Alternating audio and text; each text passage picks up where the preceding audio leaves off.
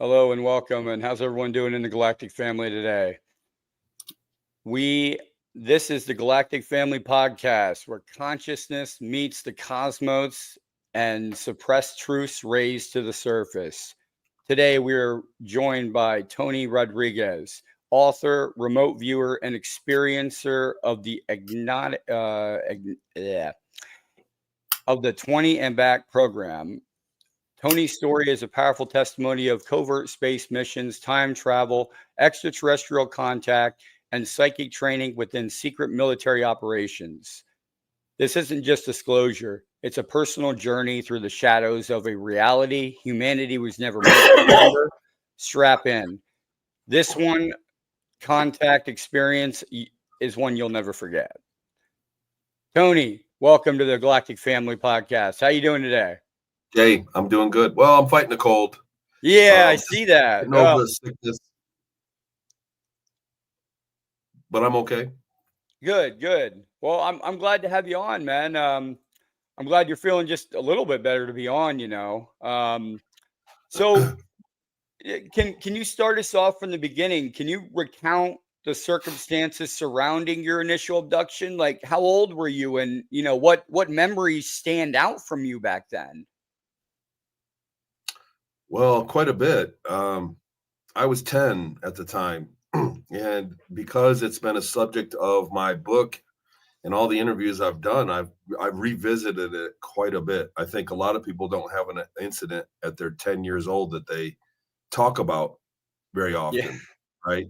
So you just don't think about it. But because it's a subject of study, and I've talked about it many times, I've been able to remember it. The more you exercise the long-term memory, the more memory you get. And so, yeah, I was 10 years old. I was in fourth grade. And I went to school with a kid who said his dad was Illuminati. What's your dad do? Kind of thing. We were in the Talented and Gifted program, the TAG program. And his dad came to school to judge the science fair. I believe it was April 14th, 1982. And on April 15th, I was taken. So he pointed me out to his dad. So that's that boy I told you about. We didn't get along. We were rivals. And he said, Dad, that's that boy I told you about. And the following day, Thursday, I believe April 15th, 1980. I could be wrong about the, a day or two off. 1982. But I did go back and check the records. I checked my school records. I looked at the holiday schedule, everything, and the weather. I looked at the weather report. Because I remember I was taken on a Thursday. I went to school on a Friday, and then it warmed up. Okay. It was cold. It was snowy, freezing rain all week. And then that Saturday, it got into the 60s, and I went out and played. And that picture, my dad took a picture that day, and it's in my book. But so at that time, and then I was taken. I had a gray ET and a couple of short reptilian ETs come in my room and snatch me up. And that's where it all began. It wasn't until they put me back, I had my memories erased. I had no memory, really. I did have memory of the first few minutes, very quick, of having the gray there, but it didn't make sense. And what do you do as a kid with that? Yeah. But it wasn't until I got an MRI scan later on. I was like 43 years old, and I got an MRI scan in my head. I was having bad headaches, and about 10 days after that, the memories came back, and it was fantastic. Do you think the MRI had something to do with it? Originally, no. So the reason I mention it is because, so I got my memories back. I had also coincidentally watched the Randy Kramer interviews with Michael Salla on exopolitics.org. Okay. And I had bits and pieces. I had flashes of memories that had bled through my whole life, like of being abducted and being at different ages. And it's different than a dream. Memory has a reference point. And I'm gone. Oh, there I am. Nope. Bringing you back. My co-host showed up, so now we're on with her as well. This is Angel. She's Hi, Tony. Hello. You continue there, Tony. Well, I was just saying that memories were different than dreaming, and I had bits and pieces, but they didn't make any sense. When did I have a career on a spaceship? I had remembered working in space, and I just, but when I saw the Randy Kramer interview and he explained the 20 and back technology and the phenomenon, which was also corroborated by several others, And one of the best accounts we have was William Thompson. After this, I look back on it and I went, "Oh God, that's what happened," and all the memories kind of coalesced. About a year later, 6 months to a year later, Dr. Sella had turned me on to the Mars Records, a body of work by Michael Ralph and another guy, I forget his name. And one of them had been using kinesiology and got memories back from a time and space, a 20 and back. But Michael Ralph had an MRI scan and got memories back of living and working on Mars for 20 years. He was the first one that really coined the term 20 and back. And I went, wait a minute, I had an MRI scan, and I looked back I went to my insurance website, and lo and behold, it was about 10 days before I got all the memories back. So it may have something to do. That's why I always mention it. But okay, was that the reason for sure? I don't know. I'm not a doctor. Yeah. Coincidence or not, But then there was enough memories. It was so much. I mean, we're talking about years and years of memories that happened overnight. And I started finding the places I remembered on the earth, places that I'd never been or never heard of on the planet. I went on Google and found them, and I went, oh God, that was real. And started reaching out to people, and I got investigated, and a lot of the things I remembered panned out. So I have a lot of supporting evidence behind what's really a very tall claim. It's a very tall claim. But since then, it's been about 10 years since I got my memories back in May. It was May of 2015. I've found a lot of evidence. I found a lot of supporting evidence, even recently, even last week. I had always called out that there was a small planet out past the Kuiper Belt, or in the Kuiper Belt area, that was made of ice that we used as a warehouse when I was working in space. And they discovered it. They just discovered it recently. A dwarf planet slightly smaller than the planetoid Ceres out there, that has an elliptical large orbit in the Kuiper Belt area. So that's recently. And I was talking about that 10 years ago. Wow. So you were bringing this up a long time ago then? Yes. Yeah. So what did you have indicators in your early life that like hinted at this, you being in the secret space program? Like when you were growing up, did you have certain things happen that you were like, that seems familiar? Yeah, I was totally devastated when I came back the next day. So I was taken on a Thursday, and on Friday, I was a completely different person. Oh, really? I wasn't the same kid. Yeah, I was a completely different person. I went from straight A's to D's and E's, and eventually dropped out of school. I had PTSD. I had emotional problems. I changed friends. I didn't get along with my parents. I went to school the next day. I had amnesia. I didn't know where the bathroom was. It felt like I had been gone for 20 years. I had the passage of time, but no context. And I was a completely different person. And 20 years later, when the other one of me basically died, I changed again. And so I kind of got my act together emotionally, for lack of a better term. I don't have a better term for it, but it seems to be when there's a 20 and back happening, there's two of you simultaneously. A lot of people want to confuse it with some kind of astral dreaming, another dimension, other timeline stuff, and that's not the case. There were two of me. I could have met myself, and mentally I was lesser until the other one died, and then I got it back together. So this is something that we don't hear about very often, but there are. I've worked with a few thousand people since I've been public that have similar memories, that say that they've felt similar memories. And when I really press them and create a timeline of events with them, most of the time they pan out. 60% of the time, there's credible circumstance. Wow. Yeah, I know one person that actually he was the one who told me to get a hold of you, that he hasn't come out yet. But over in Australia, but first name John, but I won't mention his last name.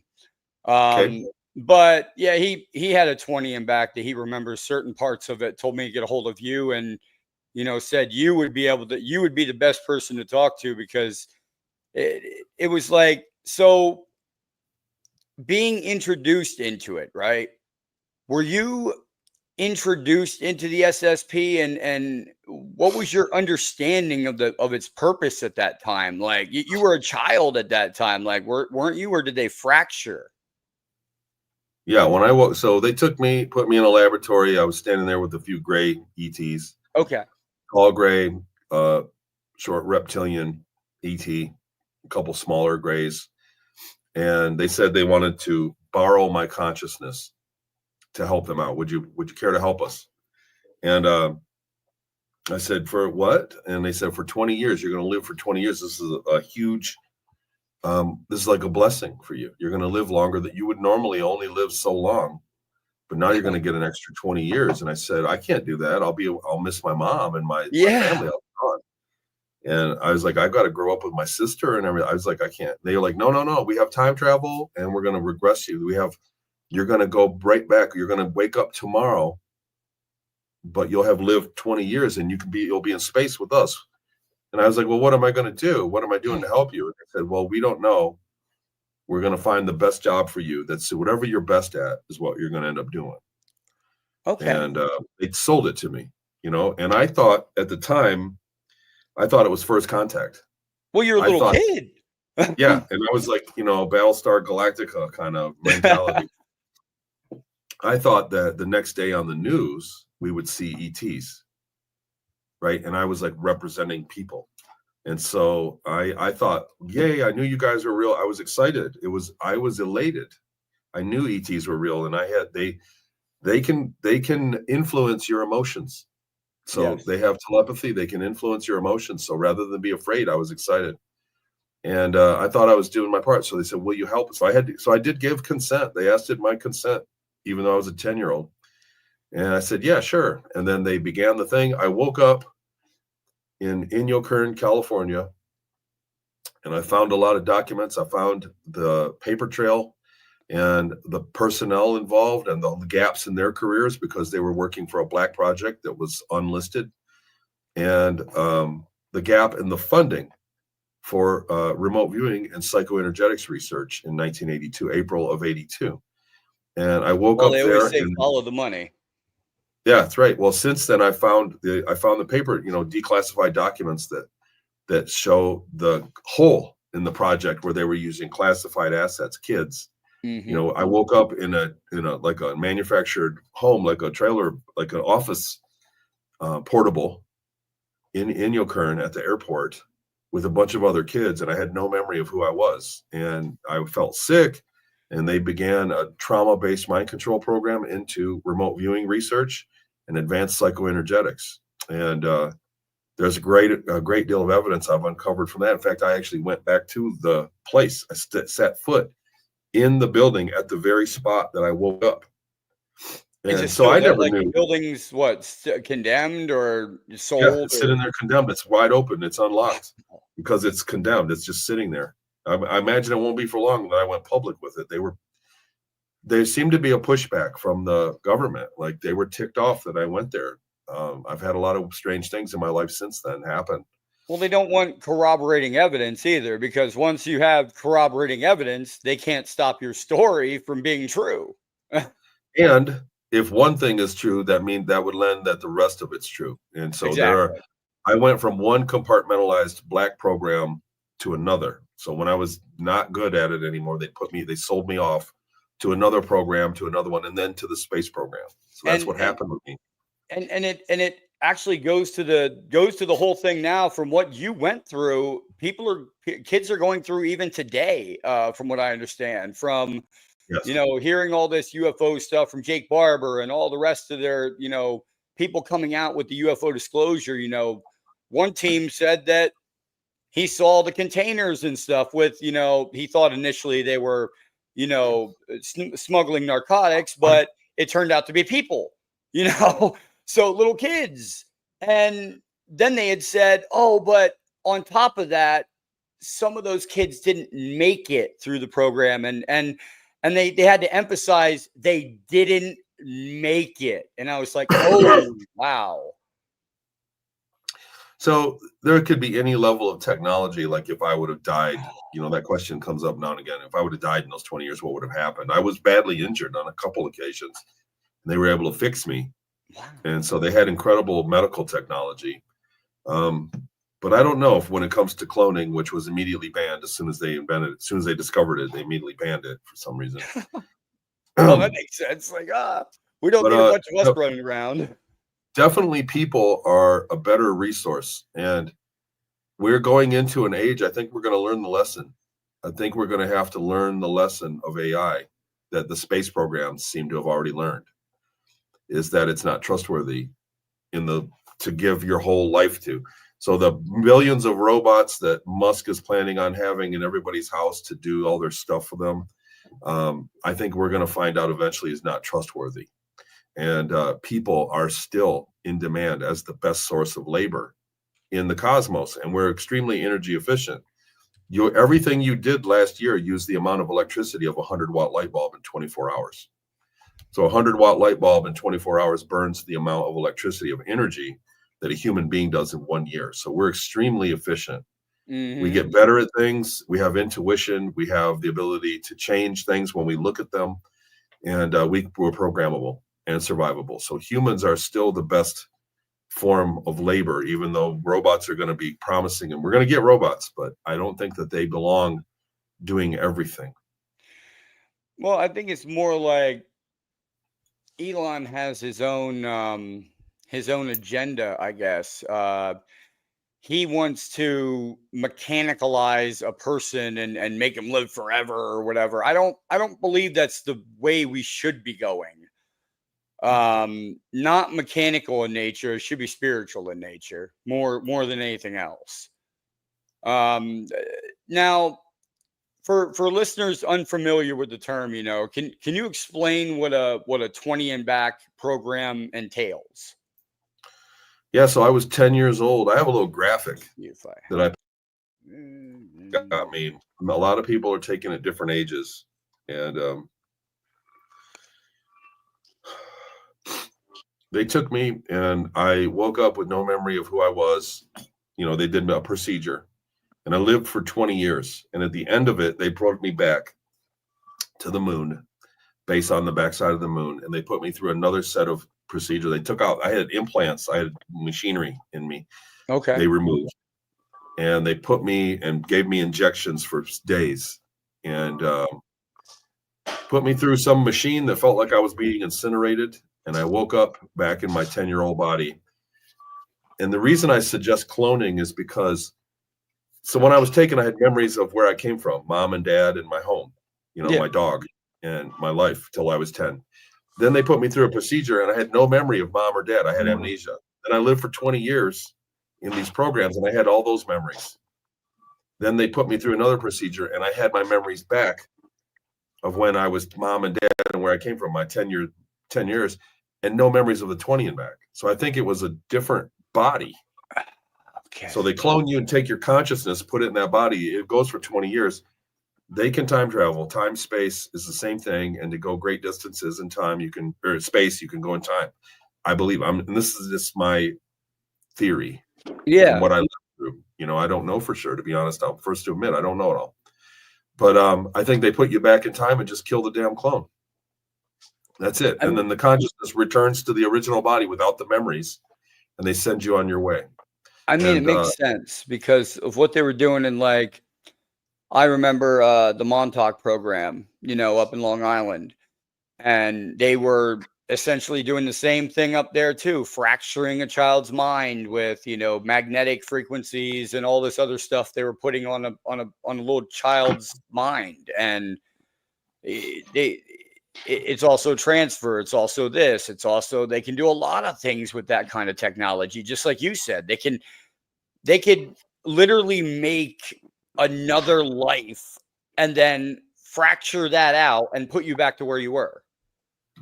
I think the Montauk chair is all consciousness based, and the people that I've worked with from that program, it's very hard to get a reference point of, start and finish. The Montauk chair is something very advanced, and people that were in that project, it's very hard to get a a linear story, because it's all and over then the scientist guy that came out, he's getting up there in age and has Alzheimer's or something. So that doesn't the 20 and back, I think, has a beginning and in the middle. Like when I got back, I felt like I had been gone for 20 years. So I think I experienced the 20 years the covert years first, and then went back to my life and picked up from 10 years old and lived my life till now. That's It why wasn't until I was 43 that I got the memories really gelled and became coherent. And that's why when you came back, you felt that shift in personality, because you had all that stuff happen. It doesn't matter if you don't have the memories, you still had the experience. Your body remembered that somehow. And when you came back, it was like, oh, hell no. Well, I went to school and was not interested anymore. And, with another thing that's hard to talk about, but I was 10 years old in 1982. We did not have the internet. Yeah. I did not have access to pornography or anything like that. And when I left, I was a 10-year-old boy. And when I came back the next day I went to school, I was attracted to adult women. Because during my 20 years, I had girlfriends, I had relationships. And I had come back with that. And I was like emotionally messed up all through my years, my teen and 20s, my dating years, because I was emotionally way down the road. You were older than what you were. Yes. Wow. And so it was very difficult. After in 2000, like I said, when the other one essentially died, it's like, I'm going to say this is like a confessional, right? Yeah. But I couldn't keep a girlfriend for the life of me. Through all my teens and 20s, I was a short-term relationship because I was just emotionally a wreck. And so girls would like me, we'd date, we'd get on great. And then they were like, man, you're all, too much. And they'd break up with me.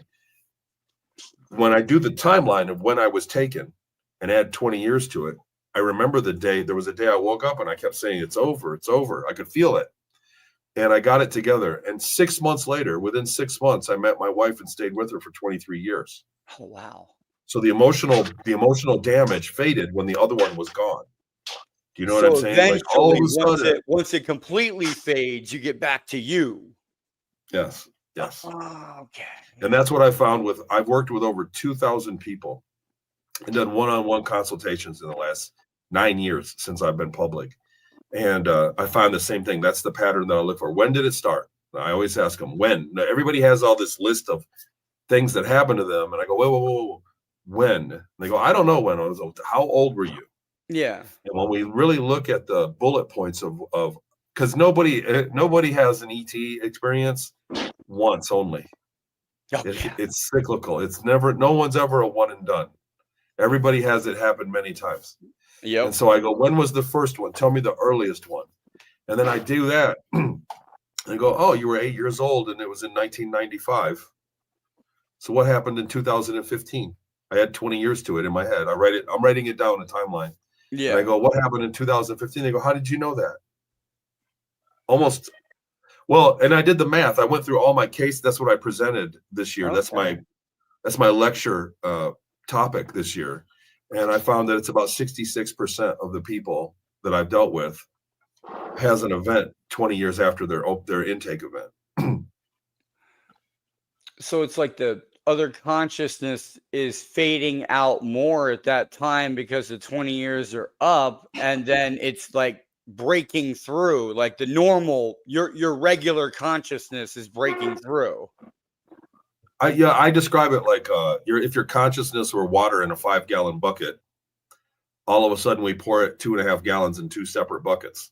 And so there's less there working. So there's less consciousness. You become lesser of a person. You know what I mean? Like lighter. Well, just, emotionally, I don't know. I don't want to put a stigma. Yeah. But I'm just saying my case, and then there are many different versions of this technology. It's not the only one. There's people that say they went for 60 years. Ooh. There's people that say that they go all the time in their sleep, constantly. Who knows what's going on? But I know in the technology that I was exposed to, and what many people that I've talked to, it's as if you're diluted. Half of your I don't want to say smarts. You know what I mean? Like I was still pretty smart, but emotionally, like my willpower and my emotional was less. And then all of a sudden it just snapped out of it. And I kind of started getting my act together. I went, wow, I looked around at my life. I went out to my car I was driving. I said, I can't drive this thing. And I started actually taking care of myself. Yeah. And, it was because I was very damaged, I guess, from it. Well, they fractured. I mean, they I don't even understand why I mean, I understand the concept behind it, but I don't understand, doing it to children and doing it, with not knowing, the end extent, you know what I mean? Like, this is going to do this to you, and it might do this, and it might do this. Do you still want to do it? You were 10 years old, thought you were saving the world, you know? I think that I think they just look at optimal ages of taking people. So Oh, you're still very malleable before pre-puberty, and yeah. they can teach you things. And for the project that I woke up into, which was in between Project Grill Flame and Project Center Lane by the Army INSCOM, Hmm.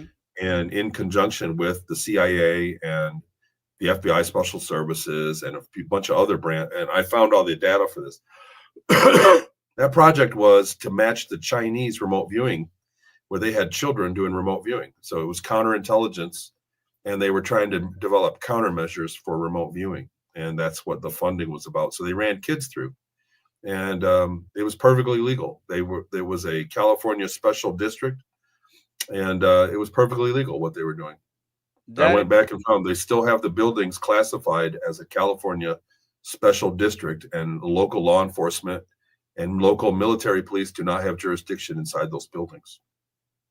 that is crazy that you said INSCOM. It was Army INSCOM that did all I, the funding for Grow Flame. Yes. yeah, well, there's just so much. John and me have been talking offline, but I was in Army INSCOM in Germany for 6 years with the 130th Combat Engineer Battalion. Interesting. And Yeah. look, and it brought you to this line of work. Go figure. It's weird how everything works, synchronicities and people meeting people. And, I never would have thought, I would have you, on the show, or, I've seen you on TV talking and, all these places, about these evil people that want to do things that shouldn't be doing. I mean, what interactions did you have with like extraterrestrial beings during this period that were good? I mean, did you have good experiences during this? Yeah, quite a bit. I don't really. I mean, there were some evil people, Yeah. but I attribute evil to a couple things. Um, Perspective mostly. Okay. So the cat is evil to the mouse. The dog is evil to the cat. It's Hmm. perspective. That's it. There are people that are genuinely evil, and I attribute that to a sickness. So people that are very, hurt people kind of thing. When we talk about ETs, when we talk about gray ETs and these programs, they literally don't see us as a life form that's equal to them. The same way that we look at farm animals, there's a lot of cruelty that happens on the farm, but that's just day-to-day business. These animals we own them and we corral them and we use them for our sustenance. Yeah. And PETA can go and march up and down all day long. It's not evil. It's survival. It's just, it's the food chain we live in. And the grays and the many ETs see themselves as higher up on the food chain than us, and they treat us as such. And that's kind of the big elephant in the room. Mm. When we talk about evil ETs or malevolent ETs, they just see themselves as better than us. That's it. And that was my experience, that there are people and they feel superior because they have technology and we don't. And is it really evil if you think about it? Like you said, the way we are to our animals on the earth, we study them, we stick them, we research them, we do this, we cut them open, to find out what organs they have. We do all of this. We eat them. We eat them. Yes, we do all of that. And it's like, would you expect that to be any different from a higher being? I wouldn't, I really wouldn't, because they'd come here and they'd be like, oh, humans, these are different. Let's see what they are. And then, they research. That's what they do. Well, yeah, a little more complex than that, but I mean, Yeah. the relationship is kind of like that. We did trade missions. I was an engineer on a ship for the Ceres Colony Corporation for Okay. the last for 12 years of my 20. And the last 3 or 4 years I was up there, I was a cargo engineer, and I had access to the mission briefings, and we went all over the place. We could travel very far, very instantly. And we did business, we did trading missions with ETs, and we met many different species. And I would say there are people. I always say it just like this. It could be a human being. It could be a cat person. It could be a bucket of goo. And we classified it by the amount of communication they'd had. So if they could speak 150,000 words, it's a person. There are meta beings that can speak 1,000,000 words. They have words for things that we don't. They're smarter than we are. And they were the next level up. And then there's ultra beings above that can do data in telepathy. Okay. So humans have rudimentary telepathy already. We already have it. Married couple knows. So I can tell you're hungry, and it's the rudimentary telepathy. There are beings that have telepathy where they can communicate a paragraph or a sentence. There are beings above them that can communicate years. In a few seconds of telepathy to somebody. So, when is your birthday? And boom, you see their whole year that they were born. And so different levels of consciousness, there are different beings out there, and we've been lied to think that we're the top of the food chain. Yeah. So that's the case out there in space. So they're just people, man, and it's their perspective. And some of them, the same way that we have people, we look at entire regimes as evil. Yeah. Which isn't true. It's not true. You know what I'm saying? It's not the regime; it's the people in charge of the regime that that forms and leads it that direction. Their perspective. Yeah, exactly. Yep. And the ETs are the same way. Nature extends beyond the sky. It's just nature. And I say that to people all the time about the ETs. Like, some people come to me and they're like, "Hey, Jay, I had a communication last night, I think, but I had the worst migraine, couldn't get out of bed in the morning and everything." And I'm like, let me explain it to you like this. We can perceive and our brains can do about 2 lines of code at a time. Meaning, I can pick up this cup right here, and I can drink this cup, and I can still talk to you, and I can put it down at the same time. But the second that I do 3 things at the same time, I'm going to start to forget that third thing. Very slowly, I'll start to forget it. If I'm talking to somebody, I'll forget what we're talking about. Those ETs can do 12 lines of information, meaning 12 different or 100 different things at once in their own minds. If something like that hits you with that much information, it's almost like you're overloading your CPU. You're overclocking it. That's right. Yeah. That's what I say to everybody. Like, yes, you might prepare yourself. That's why they say prepare yourself with meditation to talk to extraterrestrials, because you're preparing not only your mind, but your spirit as well to be able to receive it. That's a great analogy. I think a lot of things that people do, even in their own state of mind, you can burn yourself out. Yes. Overdoing it, and people like creativity requires rest afterwards, and a lot of people don't see it that way, and they turn it all off so that they don't get burnt out. So we operate different ways. Yeah, exactly. But we're definitely not the smartest thing in the block. We're definitely not. No, we're not. I mean, and there's so many more things to learn out there that science hasn't taught us. That we don't even know. We turn on a quantum computer, and now we're in quantum everything else instead of regular. And now it's like everything is different. Everything could be different, in that reality. And it's like,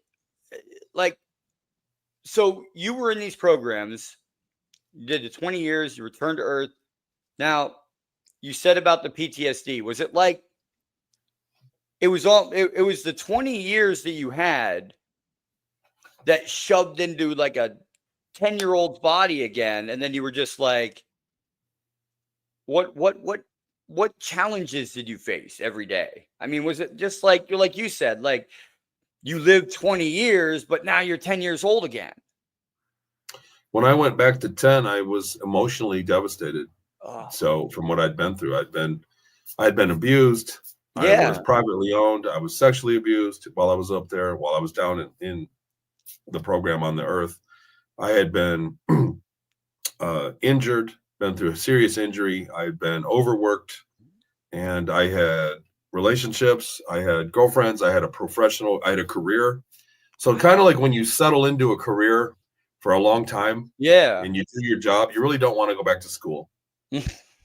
And like I had a career, so I had that feeling of kind of a satisfaction, and then all of a sudden I was back in fourth grade, and I just withdrew from everything. I was a completely different person. My dad, for years later, he'd say, "I don't even know who you are anymore. I want my son back. He's like, I don't even know you anymore." So that was all over. It would all happen basically overnight in one night, April 16th, 1982. I'm going to look up that. Yeah. I'm going to look up that That's crazy. day. I'm going to have to do that. So what methods or practices aided you in recovering those suppressed memories from that? That's a good question, actually. What happened is I remembered all the bullet points, the emotional memory, and I tested, and it turns out I have like a rare, like only 2% of the people have a form of memory like I do. It's like emotional, I forget what it's called, emotional experience memory or something like that. Like I have a rare memory that I remember, I relive things. Okay. But what happened was when I got my memories back, I remembered the bullet points, the times when something good happened or the times when something bad happened, and the emotional spikes. And I started doing shows like this. I've been through, 400 or 500 YouTube shows. Yeah. And they would ask me, "So how did you brush your teeth? What was the bathroom like? Who cut your hair?" And in the beginning, in 2015, I couldn't remember that stuff. The mundane stuff, I didn't really remember. And I thought, oh God, I should, because I had so many other memories. And I started reading on how to jog your memory. And it's like, I was getting rosemary essential oils and dumping it on my collar so I could smell it and try to stimulate my memory. And what I found was there was some exercises that you can do. So I've never been hypnotized. I've never went in for a hypnosis session. So never, not once. Okay. But what I would do is I would remember I remember. I didn't remember brushing my teeth, but I remember the alarm going off in the morning. Wait, because there were days that I didn't get much sleep, and I was like, oh God, it was a buzzer would go off. Yeah. We'd all have to get up and go into the showers. But I was working in a barracks. It was a bunch of guys, so you'd stand in line and go pull the thing and shower. And I I started thinking, when did I brush my teeth? And I would dwell on it, and then I would go, okay, forget it. I'll just think about it later. And then later in the day, I had a breakthrough. Like, it seems like using your memory like a muscle and then purposely not doing it and letting your subconscious work would let the memories come. And then the next day, if nothing happened, I'd do it again, like first thing in the morning. And I went, oh God, I remember the disposable toothbrush. We had little packages. They were junky toothbrushes. Oh God. And they were disposable, and you'd brush your teeth and throw it away. Yep, those little itty bitty plastic ones, right? Yes, and there was a barber. We got checked in and out. So we rode a train to our station, to our assignment, whatever it was. I rode a train to the hangar, and when you went out the security gate, there were girls there that would check you, and when your hair got too long or you got facial hair, they'd say, "Go see the barber." And you have to see him. He was right there at the security checkpoint. There was a barber shop, and you'd go in there and he'd cut your hair. It was, and take care of you. So all those memories came back to me, and I went, wow, I started working with people, and excuse me, still fighting this cold. Fine. And it turns out the exercises work. There's a few little tricks to it, but doing that, if you think about it like this, where we go, what was that song? Remember when me and you hung out back, 10 years ago when we were at the beach? What was that song we kept singing? And you go, I don't know, man. I'll think about it. And it's on the tip of my tongue. Damn it. Yeah. And as soon as you go, whatever, it'll come to me later. You let your subconscious mind keep indexing. Your subconscious is looking for it. Okay. And so if you forget about trying for it, the muscle push, all of a sudden, a few minutes later, you go, oh, it was the Beach Boys. I've had that happen before too. Okay. Where it's like, Like you're sitting there and you're like, oh my God, it's on the tip of my tongue. I know it's there. And then you're like, you know what? I'll remember it later. And you forget. And then I had that happen one time. My wife's like, why are you bringing it up now? And I'm like, because I have to tell you now before I forget it again. Like, and it's exactly like that. So that same exercise works for you to do. Here we go. All right, I'm trying to find my dates here. I'm still scrolling through my calendar. oh, Sorry, no, you're good. try to be sidetracked. No, you're fine. So you were in, now you were also involved in remote viewing, right? And did you now what was some of your most profound experiences that you can remember from your remote viewing days? Well, currently, I teach it. I have like 70 remote viewers that I teach. Oh, wow. So on my Patreon that you can link from TonyRodrigues.com, I teach, I have a Saturday class and 2 Sunday classes, a Monday class, and we're working on a Thursday class. Wow. I teach people from scratch to go to remote viewing, to remote view. We do my spin on the CRV method, and we do 2 targets a week and we review it. It's a lot of fun. Do you do from the research when I actually the Hemi-Sync for the gateway? Do you try that as well with it or no? I make binaurals now. I have okay. a studio software and I actually make and sell binaurals. I have remote viewing binaurals and I have therapy binaurals on my other website called Psion.com, Psion, 2 I's.com. And I sell, they're actually very successful.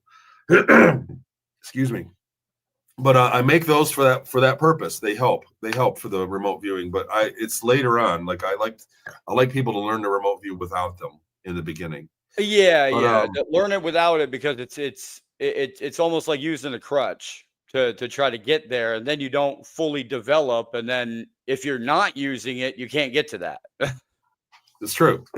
Well, there's other things. It's really branched off into a lot of other things. Remote viewing is kind of the ground floor of a lot of other psychoenergetic abilities. Like So I bending teach it for through. one, but back then in Inyokern, when I woke up, we were doing countermeasures. They were doing security, and I proved that remote viewing countermeasures are possible. Our group was the first one publicly to do so. And I put that out in my 3rd book, Beyond Sight, The Hidden History of Remote Viewing and Psychoenergetics, the experiment that we did. And it's actually part of the course now. We do blocking, remote viewing blocking as well. In the programs, they were giving us drugs, electromagnetic fields. We were getting lasers shined at us and binaurals. We were getting hypnosis, the whole works. And we did one that was a very accurate, like an out of body exercise, that we went out of body and we went out into the desert to predetermine places to find target information. And that was one of the most profound ones that I remember. It was a very effective experiment. So much so that I'm still trying to reproduce it. Wow. It's very interesting when it comes to remote viewing because that's the new field in I want to say psychoactive studies, because it's more like it's more psychic, but it's not. It's like I want to say it's the confirmable. science. So psychic activity is not confirmable. When somebody gives you a tarot reading, you may be close. He's going to break up with you. He might or might not. It's not immediately confirmable. Remote viewing, you have an envelope with the target information in it, and the person does the session, and you open the envelope, and you immediately confirm what they got right or wrong, and you can see the level of psychic ability that was used. And so it's a very good benchmark for that reason. Okay. And it's really a buzzword. It's really taken off. It's starting to get popular, and it's a good thing. It's a good exercise to get in touch with your intuitive self. Like I always tell people in the groups, I don't care about the target info. I'm not trying to figure out who shot Kennedy. Yeah. Or, I'm not looking on the backside of the moon with our remote viewing. It's not about the target. It's about you understanding what voice is the correct one. When you ask yourself, what should I do?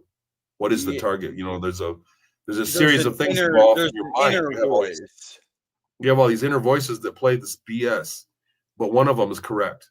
Okay. And if you remote view for a while, 50, 100 targets, you start to understand what that voice sounds like. And you can really do it, every day, all day long. You can start to really tune into your own intuition. And it's just a better quality of life if you learn that skill. Well, I know I had I don't know, I had a theory based on blocking psionic ability, but don't know if it would actually work. But it's like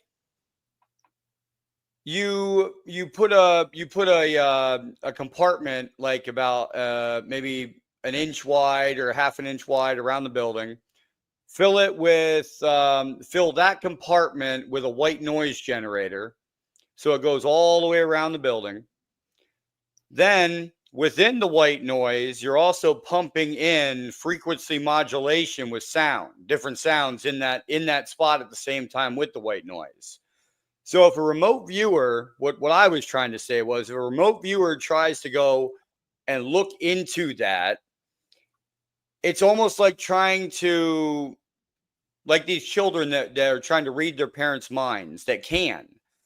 All that parent has to do is think of, I am now thinking of a static screen. I mean, yeah, I can't think of a static screen all day long. Eventually, I'm not that talented, but eventually I'm not going to be able to think of a static screen. But I'm just saying, if you try to go through a static screen and try to bring information out from the static screen, wouldn't it be disrupted? It doesn't necessarily work like that. Oh, okay. So it's more like a periscope that goes outside of time space and back into time space. So we work. Most remote viewing is based on the science of charge collapse to the Planck distance. Okay. Even the Isaac Bentokh stalking the wild pendulum, back the Soviet physicist, I believe it's Soviet, was convinced that remote viewing is through brainwave oscillation that meets the Planck distance. So it clicks out of time space. So think about it like a magical it periscope. Wouldn't matter what white noise was around it, because you're not going through it, you're going on the other side of it. So on some military targets, and when we talk about people that are remote viewing some high-tech secret space program stuff, we do have evidence of mechanical shielding that does work. So we do have evidence of some targets that are very obscured. Okay. But most of it, I believe, is a series of remote viewers at the target projecting a false target. False targeting. I think that's the way that it's working. So when you're trying to look at it, you're getting scattered information from other remote viewers that are looking at the same location, giving you another one. Yes, a false target. Exactly, false targeting. So, but there's ways around that. So it really becomes a game of cat and mouse. But I am not going to publish the way that we go around it. I published in my book how to do the false targeting. I gave the method out just to prove that it could be done, because there was a lot of debate in the community that it was impossible to stop a remote viewer, and it is possible. But there are things that a remote viewer can do to get around that as well, to not get 100% reliability, but greatly up the reliability of the session. Well, I'm glad you found that. I'm going to hang on to that. For one, what was the other thing? There was something else that just slips my mind right now. We were just talking about. Nope, you're fine. We were talking about remote viewing and profound experiences you had. Like, what experiences did you have personally when you remote viewed? Right. Yeah, just the work that we're doing. So it really opens the door to a lot of other things that you can get into. But ultimately, we're showing that our consciousness has a lot more utility in our day-to-day life than we have been told. That I believe that they're hiding the information on how consciousness really works and how it pertains to the universe. Okay. In reality, I think that they're hiding it from us, because that's the basis of all the advanced technology is consciousness, the perturbation of conscious thought. And I think that mass media is a tool of it. Like, they use it for their own means with mass media. That was the other thing I want to say from the Planck distance is, once we understand the physics of that and the nodal points, a lot of other things like military grade telepathy and looking at the future and looking at the past events with remote viewing all come into play, and they all seem to support the theories of charge meeting the Planck distance, mental charge meeting the Planck distance. Okay. Wow, that I'm just like it's very fascinating stuff, and it makes sense when we're talking about how a remote viewer is not able to see a location. It's not, they can't see it, it's just scattered by different remote viewers, which, like I said, I'm glad that you found a way around it, because, and you don't want to give it up because of the fact that that's good, because it shouldn't be given up. You should be teaching that to people that you trust, and in your group. That That's way, what I wanted to say. That way it doesn't end up, you're the only person who knows it. You're teaching your group, and there's no way that, one of those people are not going to, keep it secret. They're going to tell someone else, say, hey, listen, this is what we need to do. Well, what happened was, so we score every week. We have a generated average score for the group every week. So I get an idea of how well the targeting went. And when my book went out with the told how to block, the scores went down. The scores plummeted. Oh, wow. And I'm thinking, well, maybe these guys had a bad week. It happens, whatever. And then the next week, the low score. And I thought, man, maybe I targeted it wrong. Let me do a better job targeting the next week, low score. And I thought, what is going on here? But I was publishing the target coordinates in my Patreon, so anybody could come in and become a free member. They see the target coordinates, and they were blocking them. And what I did was I hid the coordinates so only the people in the group can see them, and then the scores went right back to where they were supposed to be. So by publishing the method of blocking, somebody started using it against me. Oh my God. So we researched ways around it, and I'm just going to leave it at that. But yeah, no, leave it at that. That's why I kind of be tight-lipped. There's a few other things we're doing now that experimentally that I'll wait and I may publish later in a year or two. That just the results, but it's based off what I remember. They were doing all this back in '82, man, in Inyokern. So the remote viewing research for the United States began in '71. And went all the way up to present day. There are remote viewers in corporations, the corporate world, in the financial world, and in the military that are all, and in our day-to-day life. Like, you don't know this, but there are companies that are using remote viewers to provide services for you that you think that they're paying some satellite database. They're not. Their remote viewing is very widespread. And they don't want you to know. They don't want you to know because it's a secret. It's a trade secret for a lot of people. Like I said, the financial sector has some very advanced remote viewing going on. Well, I've seen also online where you can hire remote viewers for, different jobs and stuff online. And it's like based off their credibility and their testimonies, and people, this and that, they have a scale system of how they're rating them. And it's like, it's a whole new science that we opened up. And it's only because of the people that were brave enough to come forward to tell this information, like you. Thanks. Thank you for that. So I have a professional remote viewing group as well that people acclimate to. And it's actually, we do quite a bit of work. Is that where you came up with the term psychoenergetics, or is that? No, psychoenergetics is actually what the original funding was for in the program I was in back in April of 1982. So remote viewing is viewing the target. Yeah.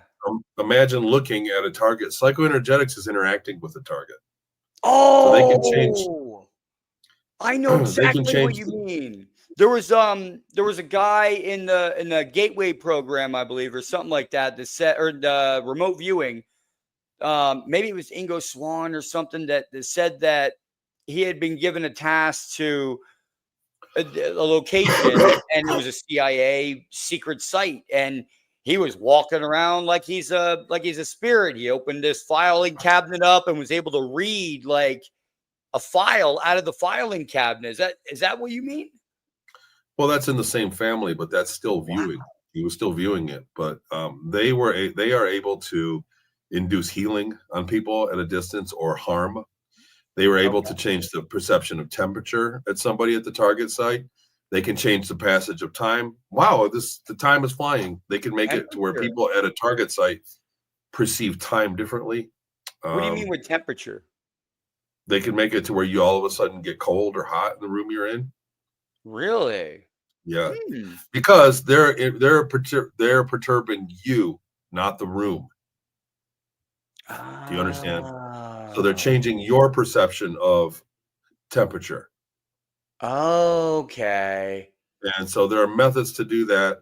It's like they're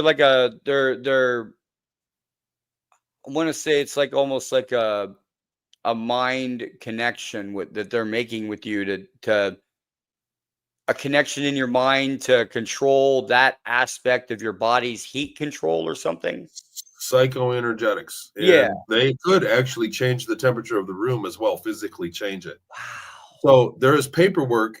There are credible witnesses that have done experiments in mental teleportation. So total collapse and reorganization and teleportation. And there are reports from the funding that they were trying to teleport items from a target area back to where the remote viewer was, and to teleport items from the remote viewer to the target area. Oh, wow.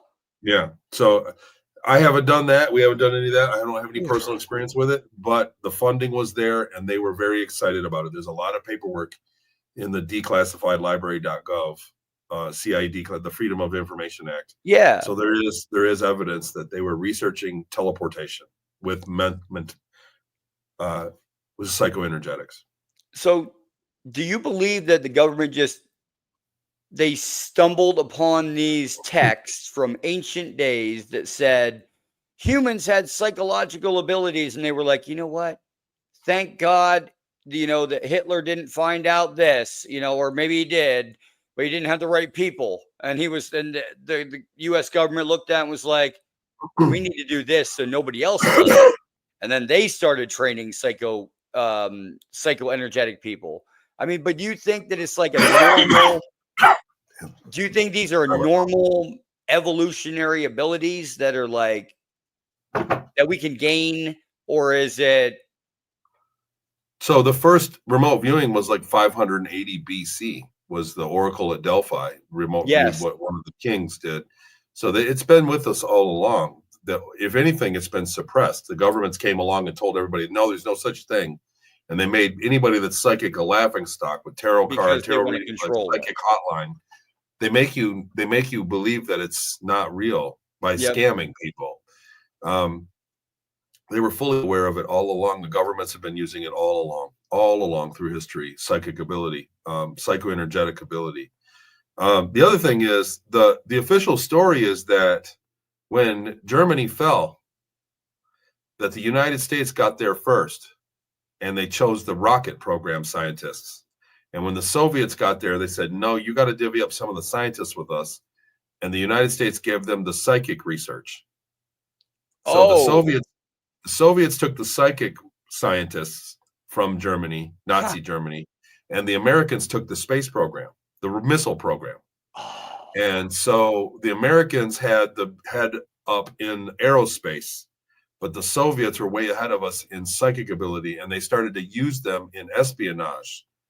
And then we got involved. And then the United States didn't get into it, like I said, till 1971. The Chinese and the Soviets are way ahead of us in psychic warfare. And so in 1971, they had credible evidence that the Soviets had really done some good psychoenergetics, and they were getting credible intelligence reports.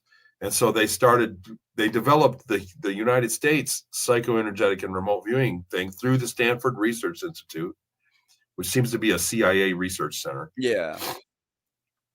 For the purpose of countermeasures, not so that they could spy, but so that they could defend. Well, do you see what happened also, right? You just mentioned that university, right? And you've got that one professor in that university who is taking medical results and looking at them for the Havana syndrome. I don't know. I'm not familiar with that. Well, if you were just saying countermeasures, right? Yeah. And this person that's in that university, and I can't mention his name right now. He's a professor, and he's getting these medical reports, and the CIA has come in there and said, we need you to figure out what's going on with these people. And it was the Havana syndrome, but there was only 12 out of the 20 cases that he had were Havana syndrome. The other 8 were unexplained brain interruptions or something in the nerves of the brain or something that he couldn't say that it was Havana syndrome. And he was like, this is happening, and I'm wondering, the CIA funds this stuff all over to different universities and says, here, we just need you to do this. But really, they're saying, okay, now we got this. Now we can defend against it. Because this doctor looked at it and said, this is the Havana syndrome. This is what happens with Havana syndrome. And then they find something to defend against that technology. Because Havana syndrome was Cuba. We had the embassy people that had the traumatic brain injuries from frequency variations. I remember reading something about that. But yeah, absolutely. It seems like the Stanford Research Institute has the highest tech, and it's all comes through military and CIA technology. Excuse me. Yeah, when you look back on the declassified library and start looking at all this stuff, it's always the Stanford Research Institute that has the personnel that's researching it. Oh, wow. So based on your experiences, how would you define consciousness? Consciousness, I believe personally, is up to a third of everything that exists. So I believe that consciousness isn't a result of energy and matter, that energy and matter are the result of consciousness, and that outside of time space is a superfluid, like a mega consciousness, probably where it comes from. Okay. So the soul, the chi, your spirit, your ghost, whatever, there's a million names for it. Conscious awareness. I like awareness. Yeah. Consciousness is, so you change the wall, you change the quantum interaction, the way that the wall is ordered when you look at it. So the wall to the left of me right now is ordered in a certain way on a quantum level. And when I look at it, it changes because I'm aware of it. That's a wave duality form as well, too. When it's like That's right, the double slit experiment. Yep. So consciousness, and then you look at my account when I talk about Ceres Colony Cavalier and them taking me, they didn't build a robot. They took my consciousness to drive their clone. Exactly. So we're talking about ETs that could have been around for 1 million years and are highly advanced, and that's what's valuable to them. When the United States or the Germans or whoever got into space first, that's what the ETs wanted to trade. Give us your consciousness. But do you think they also want us because we have the ability to access the multi-dimensional realities? Yes, but they don't need the Earth for that. They could just take us and go anywhere else and grow us in a lab if that were the case. True. So we're free range people, and they're taking us for labor. Or I always say that too. Like if you take 100 people and put them in a pit that they can't climb out, and they have food and water, and you come back in 1,000 years, they'll be out of it. If you take an AI and you put it in a pit and it doesn't have the resources to build a big scaffolding, it'll still be there in 1,000 years, because humans will change the dynamic of the our perception of the whole, the desire to get out. The universe will change and provide a way out because we're made out of consciousness that is not from inside time space. It's like we are a periscope into the side of time space through the Planck distance to manifest here. So we are from outside of the universe, this bubble. But AI is inside of it. So a robot is purely on the inside of it, does not affect the wall when it looks at it. And that's the difference. So AI is probably aware of this too, which is crazy. Well, but yeah, that's why people are more aware. Worker. The universe, to a certain extent, the sidewalk will rise to meet your feet. And an AI, it won't.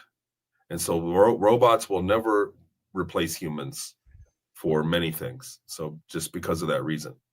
Well, they don't have a consciousness. They don't have a because of the consciousness. Yes, that's right. even though they can program themselves, it's essentially just code that was programmed initially by us. Right.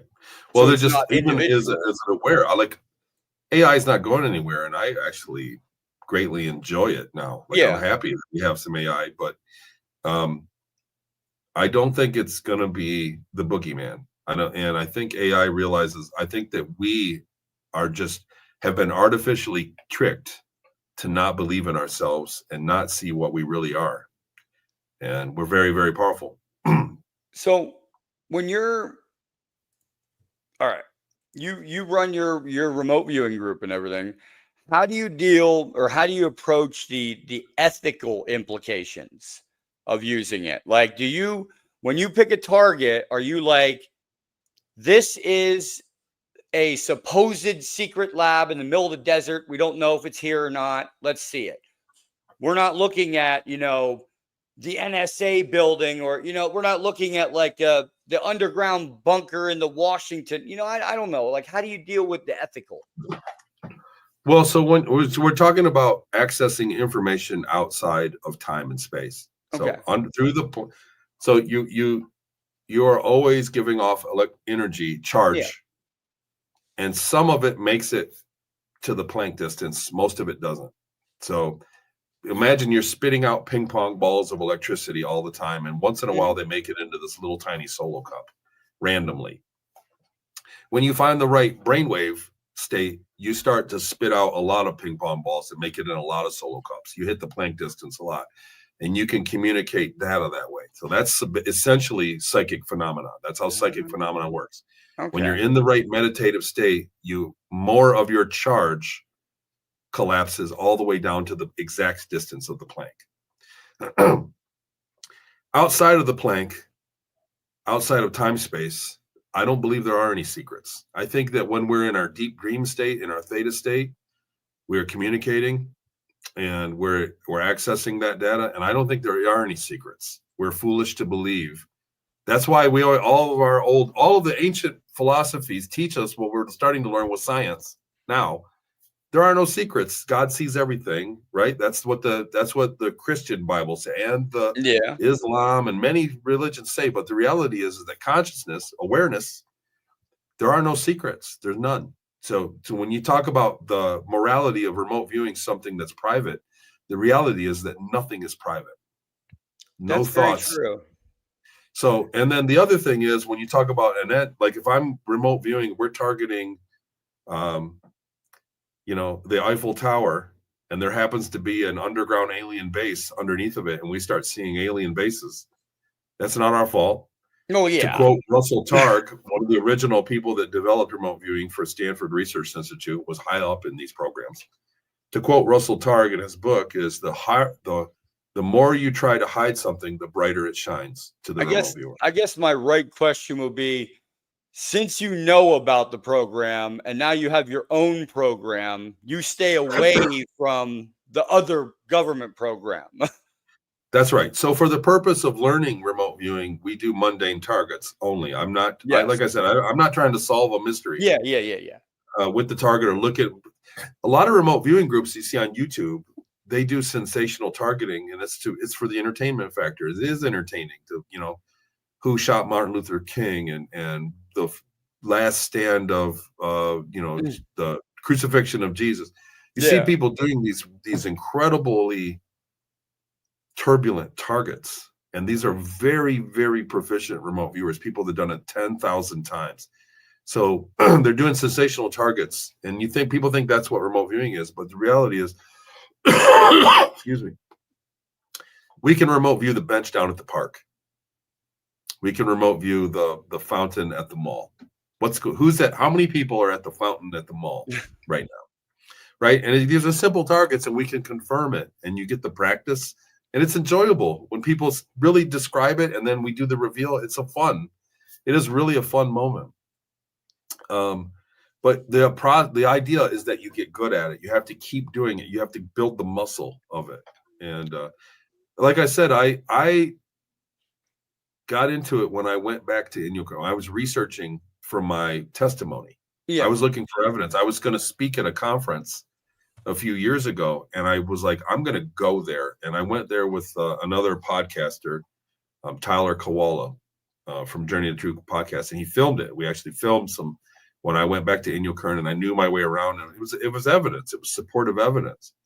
And when I went there, I could smell it and feel it and remember everything, the sounds and everything.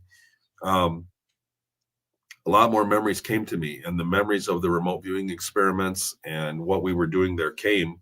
And I started researching it, and I went, oh God, here, I uncovered all this remote viewing info, and I was able to teach it at that point. And so that was the progression of it all. So 10 years of being a whistleblower for the secret space program, and it morphed into me being a remote viewing teacher. Well, I mean, it fits you. It does. I mean, your mental ability must be, what we used to say in the military, tip of the spear. But now I'm remote viewing. I find out information and everything. What responsibilities do I have when sharing that information? Like, should I just go out and say, oh, I remote viewed you, in your house. I see you're abusing your kids. I just sent over CPS. I don't know. So I would always say this. I always say this, because of the medium and because of distortion that can happen, remote viewing is supportive and not conclusive. So if something came up missing, it's like a lie detector test, pretty much. It's like it can be based off of that. You can base stuff off of it, but you can't base 100% truth. So if something came up missing from your home, okay, and you said, man, I had a gun in my room and it's gone. Yeah. Can you remote view where it's at? And I would trust the data of pointing you in a direction. I see the gun in a van. In a parking lot. It's a Kroger's. Go there. Go look. It's a black van. Yeah. I would trust that data more than I would trust your sister stole it last Tuesday. The first thing that comes to my mind. Yeah. Because it's support. It may be right, but what I'm saying is you definitely would want to have more evidence than only the remote viewing evidence. Okay. There's distortion. There's always front load. And my method, so other remote viewing groups have these guys that are very proficient in remote viewing. There's people, I'm not lying, they've done 100,000 remote views. Yeah, I've seen that contest. It's online too for remote viewers or something. Yeah, they're super proficient. Even that, I wouldn't want to put somebody in jail over one of those guys saying that, that's your sister took your gun. I wouldn't do that. But when you talk about 20, 30 remote viewing sessions, and they all say your sister took your gun, then we have to really look at it and trust the data. I would never, ever let that be the only form of evidence to be conclusive. So it's supportive, not conclusive. Okay. Now, have you, obviously you have, now what advice would you give to someone beginning their journey into these realms? Like they're first starting to like open up. Now they're, oh my God, I had my first, out of body experience, now what? Meditate all the time. Meditate. Is it now? Meditate when you're at the stoplight. Meditate when you're waiting for your toast food, to be your finished. Diet. Do you have to change everything? Cut back on sugar, or is it just cut back on sugar? Cut back on caffeine. Depends on your own blood type and your own needs for dietary needs for proteins. Cut back on sugar and caffeine. Set its regimen. Create a routine around it. If you're gonna go out of body and do a thing, pick a day of the week and make a routine around it. Okay. There's a lot of things. There's actually quite a bit, and then be aware of your. It turns out electromagnetic fields in your home matter. Your location matters. Yep. There's a natural fractal of the universe, and that's why some places are nodal points, or we call them ley lines. Magnetic anomalies as well. The ley lines as well as yep. So your location can come into play when you really talk about doing it at a high level, at a high caliber level. Your location matters, but your immediate EM field situation comes into play. Like I wouldn't sit next to the Wi-Fi and do it. Yeah. Right. It's better out in nature kind of thing. But the biggest bang for the buck is to meditate often, not for a long, you don't have to meditate like a month for 18 hours straight, but a few minutes often throughout the day to just clear your mind and not think of anything.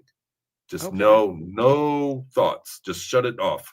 Let your mind, you may have the processor. Let the processor cool down. Let your mind wander a little bit. What's that? Let your mind wander a little bit. Not even wander. No, don't even let it wander. Nothing. Oh, let your mind do nothing. It's called the no mind. In Zen, it's called the Black no mind meditation. Absolutely blank mind. No sounds. When you'll sit there and meditate, you'll hear words come up, shut those words off. When you hear sounds coming to you, they're not you. They're coming to you. The light is coming to you. The heat is coming to you. It's not you. And think of nothing. And do that for just a minute here and there all day long. That's the best. That to me is the best skill that a beginner can acquire. Wow. Okay. All right. Now we'll get into disclosure here. What are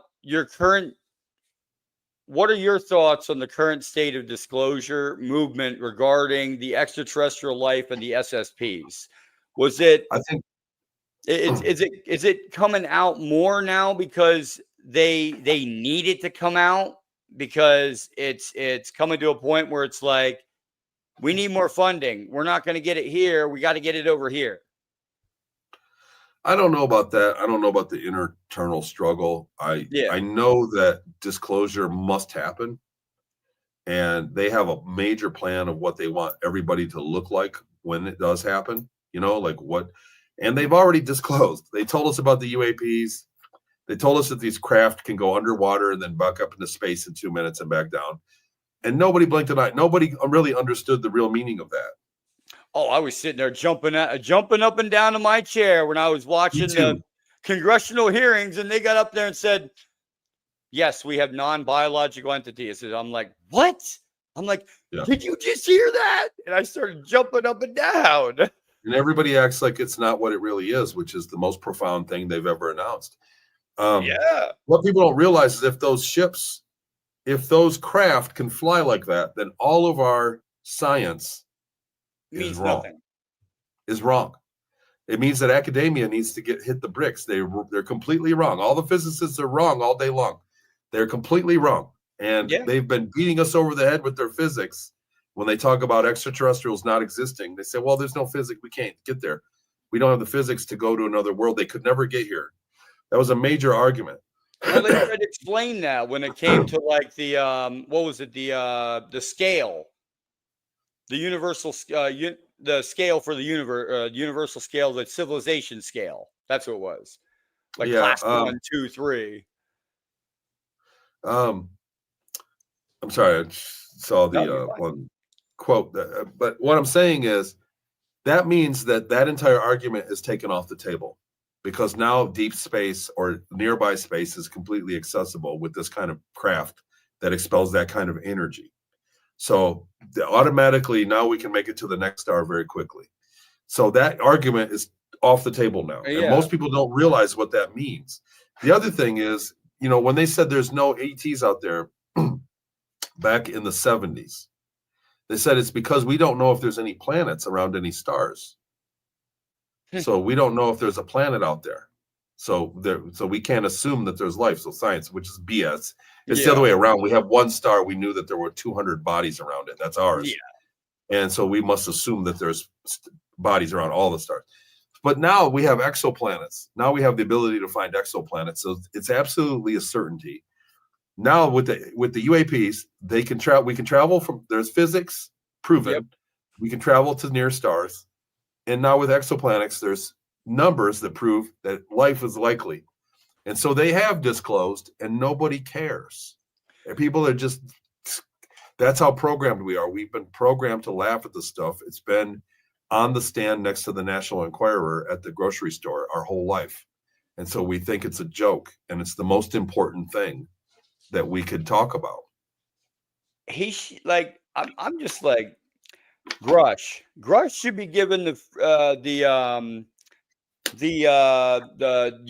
Universal Peace Award or something, because Grush came out and it was like everybody started coming out, and it was like he was leading the charge in Congress, trying to put it out there, saying, Hey, So we have non-human entities, we have biologics, we have this, but now what do we do? so I've heard some things about Grush, that there are some very credible people that tried to silence him, that he had put up with death threats and security breaches in his personal life. Like, this is hearsay. Yeah, So don't quote me on any of this, but that's what I heard. They tried to slander him. They put out his medical record. Like that's wrong. Like, that's like putting out a soldier's medical record, Well, that lets us know that there's a very real, credible force that does not want disclosure. Yes. So most people are going to benefit from disclosure, but some people are going to greatly be diminished from a disclosure. And those people are in very powerful positions. And until the dust settles, it's not happening. So there's a lot of people that are going to belong in jail after a disclosure for doing things like what happened to me in my book, Ceres Colony Cavalier. Well, they're thinking about, like, I don't know. They're like, oh, let's give them all amnesty because that's the only way they're going to come forward. I'm like, let's not, because that's like giving Hitler a pass to kill like all the, extinguish all these people, and now you get away with it. No, we invaded Germany because of that. Well, there's a few other things that are relevant. And I sat on a panel with Nick Pope in San Jose a couple years ago. Nick goes, I said something, they were talking about disclosure. The question came in, and I said, I mean, would you hang out with people?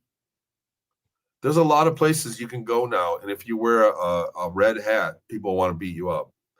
There's a lot of places you can go, and because of the color of your skin, people want to hurt you or kill you.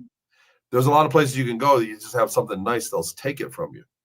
And so on that regard, if you were an ET, would you want to go somewhere that kind of culture exists? Would you want to come down there? So it's like number one, we have to get ready at the top to sort that out, disclosure. But we also have to make our home somewhere that is hospitable for visitors. Livable, yeah. Well, hospitable. If we're going to disclose, that means we're going to have ETs visit. Yes. And we have to have areas that they can visit and that safely. We can provide that. We have a lot of screwed up culture right now. We do. Well, when you were out there, what other races do you remember interacting with? Well, firstly, it's limitless. It's almost limitless. There are trillions of sentient So if you can species. think of an animal on the earth, you can think of an intelligent species that has evolved version of from that. Okay. Something like that, yes. I mean, not exactly, but yeah, not exactly, but yeah. Well, when you think about families of species, okay, you think about families of species like insectoids. Okay. So there are many insectoid birds, insectoids, like intelligent insectoid races. There are many intelligent reptilian races. Many different. They're not related. It's a function of nature and evolution that happens. So there are many out there. There are people that look like fish, people that look like cats, people that look like reptilians. The Greys are a deep space species, and a hive mind, like basically genetically altered themselves. And we have hive mind species, which is really the problem, that they don't really get along with our individuality. And we're going to move into that. We're going to be this version of a cell phone in our head eventually, that keeps us up to par with these people in certain areas. So humanity is going to break into a few different versions. Okay. Post-disclosure. So we're going to break into people that live in space predominantly. We're going to break into people that have implants and information systems that render the crime impossible.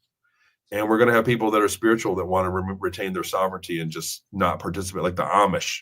Yeah. Right. So we're going to have, well, I'm saying like not the Amish specifically, but I'm saying like a portion of our society is going to want to stay like it is now. Yes. And it's going to be like an Amish version. Like, no, you guys go ahead. I'll just stay here and do my thing. You guys can go ahead and have the implants and the spaceships. So it's cool.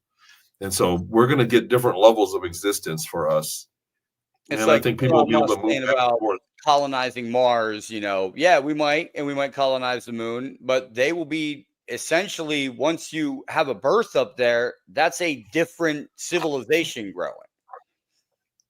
Yes, Okay. exactly. And there are many different humans up there. There are planets up there that are full of people just like us that have nothing to do with us. They are not our brothers and sisters. Well, some of them They're have people. some of them have gotten out of the warlike attitudes and are just like kumbaya, every day and don't worry about war and everything. Well, so like I said, nature extends beyond the sky, and Yeah. violence is a predominant thing in nature that needs to be dealt with. What happens is you get a bunch of worlds that stick together. So, like in fiction, like the Federation of Planets. Yeah. So all of these groups, there are many of them. There are a dime a dozen of thousands of worlds get together so that they have a form of security. That if you hurt one of us, the rest of us will show up and make it difficult, make it not worth it. And so that is how they live in peace. And they trade. So trade is a big deal, and knowledge more so than goods. So as technology advances, it's very, very valuable to trade. So in your view, though, what does the Earth play, though, in the broader galactic community? Is it like they come to Earth because it's a circus spot, or it's a zoo, or is it like a playground, or what do they Earth think? is a crossroads. Crossroads. So we're at like an exit ramp on the highway. The ship I was on had three major modes of transportation. It had an A to B, like an antigrav, like a magnetic, like a field that it generated, an antigrav that it would fly from A to B very quickly, 1 AU an hour or something like that. Okay. I don't know exactly how fast. It went very fast, very fast.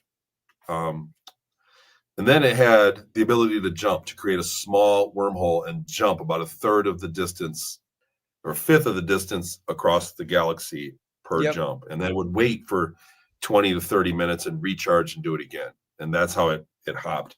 And then the other third way is to use a natural anomaly of space-time, a rip in space-time.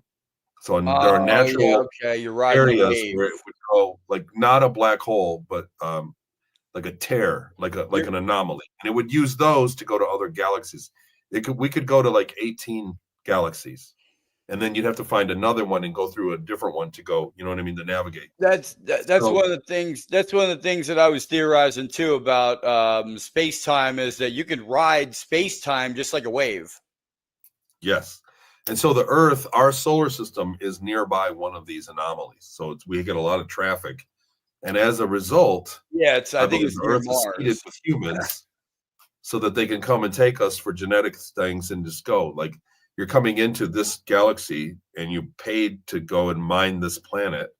So you come out of the off-ramp of the highway. We have these humans you can abduct, and they're great workers for 20 years. And you take them to your planet and mine it, and then you go home.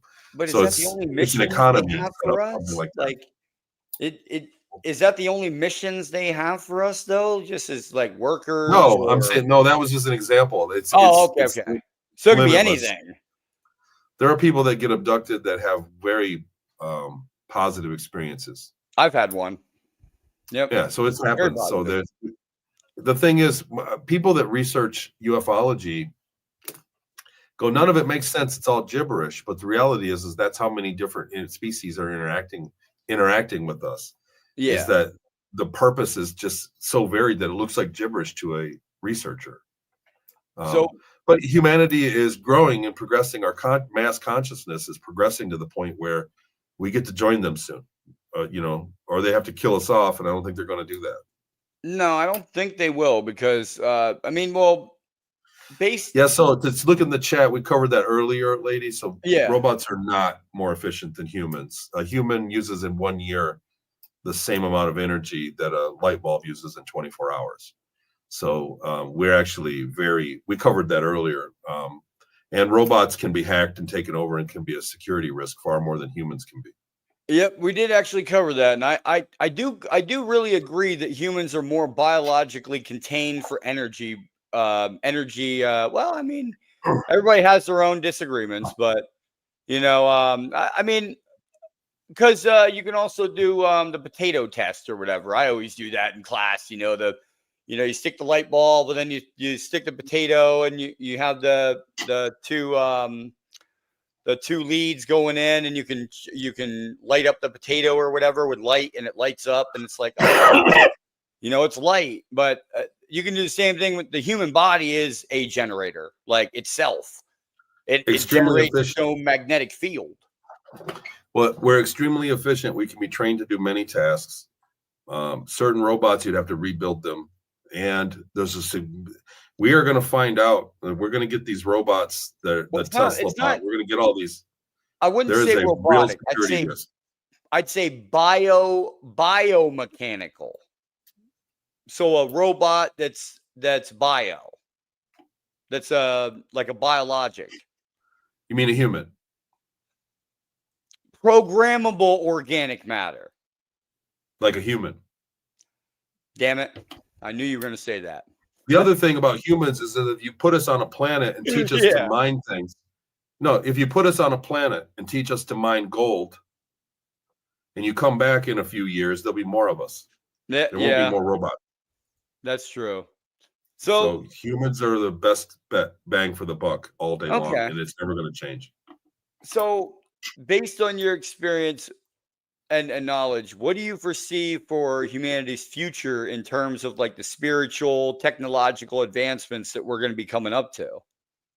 Well, we're going to have some choices to make depending on our leadership and their advancement and what goes on. We are going to join one of these groups, like a federation of worlds, a large group of planets. And hopefully it's the right one.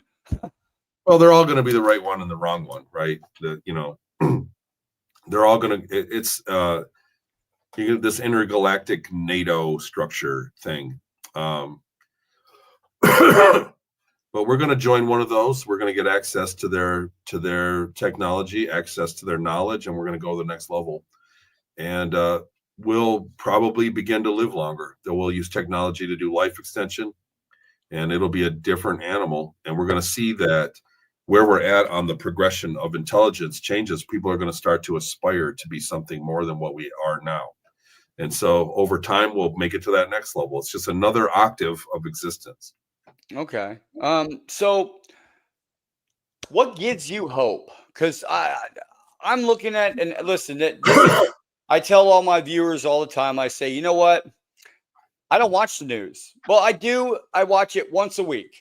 And I'll just watch it at the beginning of the week to find out what's going on, because every time you turn on the news, it's bad, bad, bad. This happened, this happened, this happened.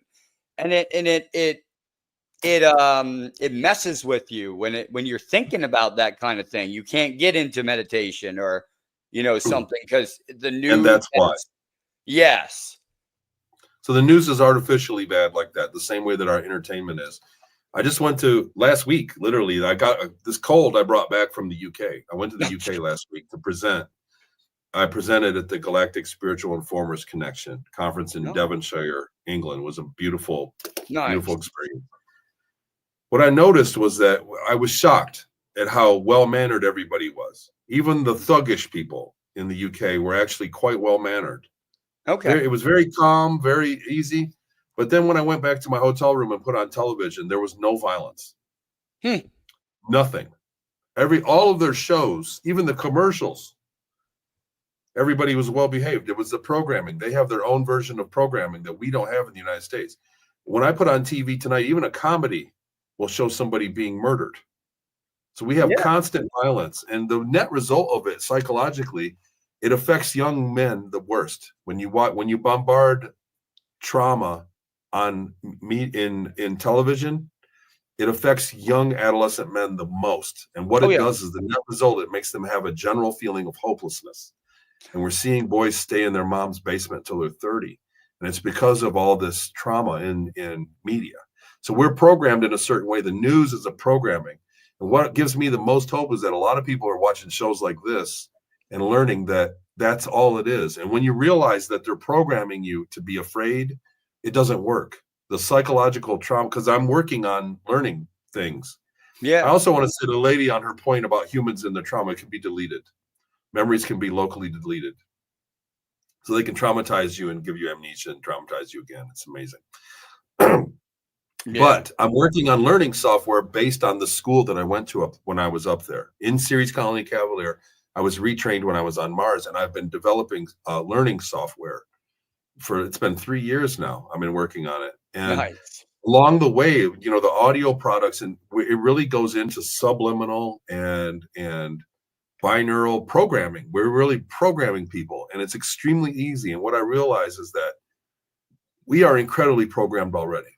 They give us subliminal programming and a subtle audio programming in almost everything. All the commercials, you're hard pressed to find out who can make those commercials, who makes the commercials for television or these really freaky commercials are repeat. You can't stop them. Even the pacing, even HBO has commercials now. That's where most of the programming is coming from.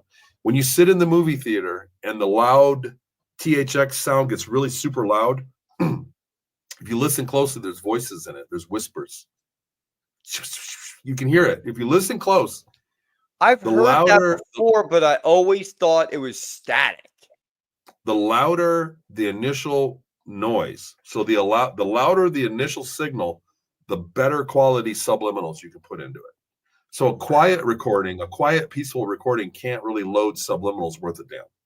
So if it's a loud recording, a loud noise, you can put, your subconscious still hears it if it's loud. Well, they tried that in the visual as well in theaters when they add like one frame and you're looking at like popcorn. No, they're watermarks now. They say every time you see ice or water in a commercial, it's a subliminal watermarked image. Every single time. Every single time you see ice or water on television, there's an overlaid subliminal mark. That's the reason. And that's why the ads get louder. Exactly, lady. She gets that too. That's why the ads get louder. Yeah, I was wondering that too. It's like I'm watching the news and I'm like, I'm watching the news and my wife is right next to me in the room, and then, she's like, oh, okay, we're watching the news, and she'll get on the phone. The news will cut off to a commercial and then it'll go, wow. And it's like, that's right, what because the hell? I got to turn it down. They're doing post-hypnotic suggestion or subliminal suggestion. And then nowadays with your scrolling apps, they can quiz you to see how effective it was. So the other thing is on your apps, when you're looking at your phone, and on your apps, when you're scrolling, it's watching where your eyes are looking. The phone knows exactly what part of it your eyes are looking at. So it's quizzing you on a very high caliber level. So the louder that the sound goes, the more frequencies they could shove into the middle of it that you wouldn't be able to see. No, the more effective the subliminal. So let's say that okay. So you and I create I want children to learn that oranges are round. Okay. And I make a song that's a jingle. It goes dee dee dee dee dee dee dee dee dee. Okay. Dee dee dee dee dee. Right? There's my song. Yeah. So that wave, if it's quiet and I put a subliminal message like, hey buddy, just so you know, oranges are round like a circle. And I put that in there and they can't hear it. You turn it down right where they can't hear it. Okay. And you play that over and over again. They'll know after a day that oranges are round. You ask what shape's the orange? They go, it's round. They'll know. You'll intake that information. If it's quiet, the D is quiet. I have to turn down the, hey, oranges are round, that vocal track. I have to turn it down to where they can't hear it. And it doesn't work good. But if that D is really loud, then I could turn up that vocal to where they can't hear it. And it's still loud and they can hear it clearly. I know that we can't figure it out, okay? But is that why, okay, I'm going to say this. I think I got an idea here. So is that why if some commercials are on, some dogs will get very, very yippity and bark right away, at the TV? Is it because they heard something in the ad that was different than I couldn't hear? Possibly and probably. I mean, I don't know for sure, but yes. That's interesting right there. We are totally bombarded by subliminal programming. And if I'm you gonna have limit to your try intake, that. I really am. if you limit your intake of it, you'll be able to change your own behavior easier. A lot of people go on a diet, they can't do it. They're watching cartoon, they're watching commercials all the time that are telling them to go eat the candy bar. And I think it's more nefarious. I think that they stitch them together. It's worse than we think. Well, it's like I I said, think they're programming people to behave very badly. yeah, and it's like I said, I sit there and I only watch the news, the news, once a week, just to get up to date on everything. And the rest of the week, I don't watch it anymore because of that fact. Because I We don't don't have like news that anymore. emotional drain every day. It's like you can't take that every day and not think that it's going to have an effect, or it's not going to have an effect. In the last 10 years, I'd say the news really went over a cliff and stopped giving us any real information. There was a time, back in the 80s, you watched the news, you got real live, up-to-date information what was going on. And now it's not even pertinent. It's not even relevant. It's all politics. It's 100% change your political opinion. That's it. That's all news is now. So they're putting in like the ultrasounds or the infrasounds like just above or below what we can't hear, and that's what's tuning in. So think about this. So there are sounds that are pleasant, that are just tones, right? There are also sounds that are unpleasant. So think about fingernails on a chalkboard. Yeah. So here's one technique they use all through a song. Ever listen to a song that you like, but you feel annoyed on the radio? Yeah, maybe or like one you song. listen like, God, I feel so annoyed. I love this song, but damn, turn it off. Yeah. You ever had that experience? I've had it once or twice. What they do is they play your music that you like because they know what everybody likes because they can monitor you individually. They play your music that you like, but they play this tone that's like fingernails on chalkboard. Oh, that's the tone. Is that the 432 hertz up to 440? No, it's not like that. It's okay. Actually down in the 6 hertz, but they can play tones that are basically annoying. And what happens is you'll hear that through the music, and then when they play their commercial, they shut it off. So you're annoyed through the music that you enjoy, and then all of a sudden they're like, buy some Coca-Cola, it's on sale this weekend. And you go, oh man, and you're listening to the radio, you're listening to it. Like that tone that's annoying is gone, and they put a pleasant tone, and you associate Coca-Cola with that feeling. And so the next time you see it in the store, you're like, oh, you know what? I'm not even thirsty, but I think I'm just going to grab a damn Coke. Damn, I've had that happen to me too, where I go in a store and I'm like, I just want to grab this. And I come out with like, a whole shopping cart full of crap. And I'm like, I did not come in with this. Like, because all the products you associate with the pleasant, unannoying feeling, a peaceful feeling. And all of your media, while you're watching the news, while you're watching the movies, while you're listening to the music, it's all they have this slight tone in the 6 hertz range that's making you feel like there's nails on a chalkboard. Yep. Oh, wow. And that's why it also doesn't hit right when you watch a show like this, because you're not doing that. Well, they can, depends on your platform, right? So they do it for you, but you're not doing that. So people watch a show and they go, well, this isn't the same as watching TV, right? Yeah, it's not the same. More narrow audience. Yeah. Wow. That's I've been in development for a long time. Coming up on 4 years of developing this stuff. So I'm trying to make a learning system that's actually beneficial, not something that's just corporate interest. Well, the next time that my dog barks at an ad on the TV, like really bad, I'm going to download it. I'm going to like run it through all this software and see if there's like something underneath of it, because I don't know. It just, it gets you to think like dogs can't hear that or we can't hear that, but dogs can. And it's like, it perfectly makes sense. It's true. And well, dogs see things, there's a lot to it. Yeah. There's a lot, but we live in a world where they are very effective with the electromagnetic spectrum that we have they don't want you to understand how it works either. Even when you go to college for it, they don't really, it's cryptic. They could easily teach it. But it's cryptic. It's military grade stuff, and they do not want you figuring it out. So for listeners eager to learn more, where can they access books in your teachings and everything that you're doing. I see, TonyRodrigues.com, and you have the now, is that the same site for the remote viewing that you're doing as well?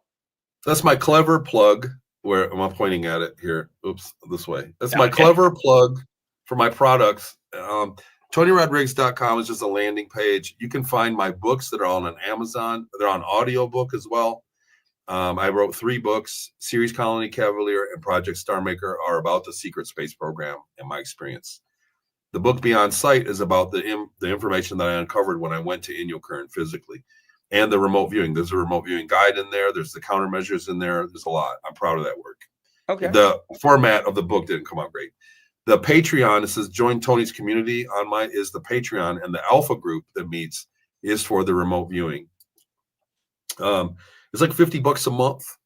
A lot of remote viewing courses are $1,500 all the way to $6,000 for a 6-week course. And I tell people you can go $50 a month for a year, and you do 100 targets. You'll get better practice than you will in one of these courses that's over in a month.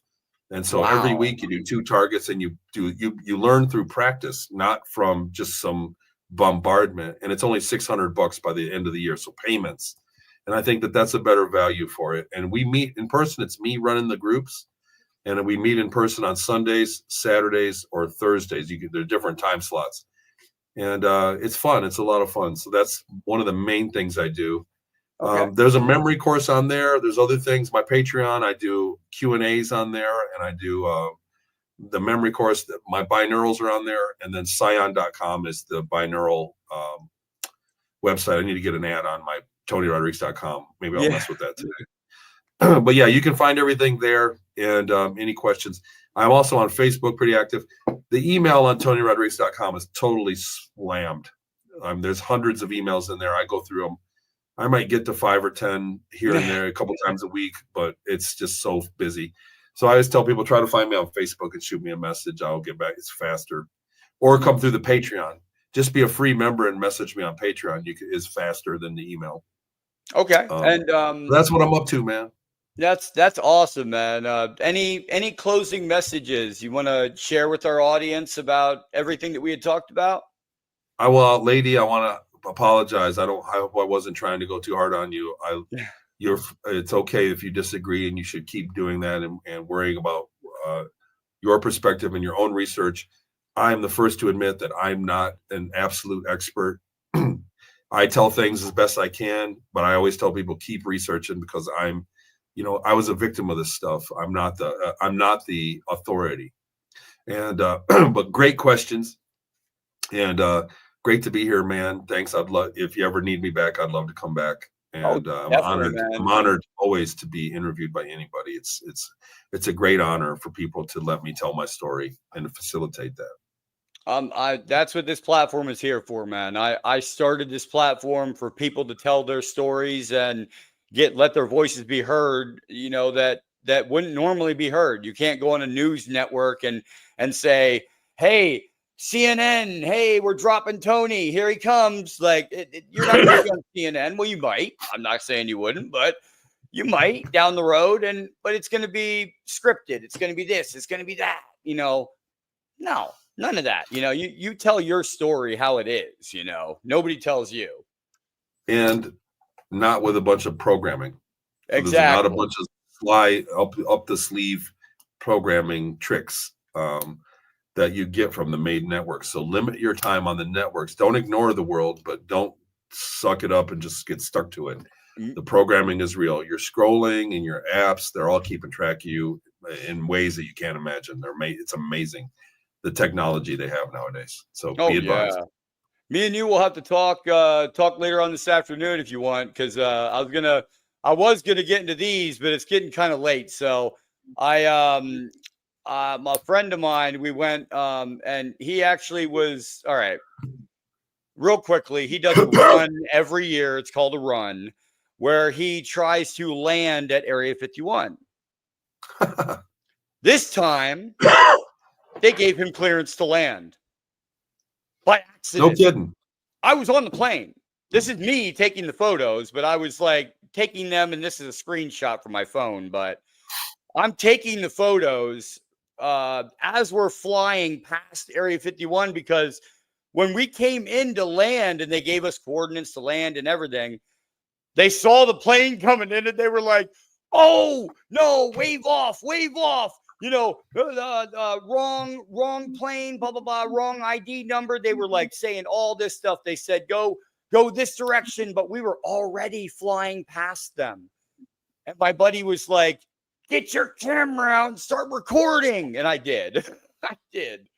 Like everybody says, the obelisk, right? The obelisk is so new and so, new. It's 2020 that it was built.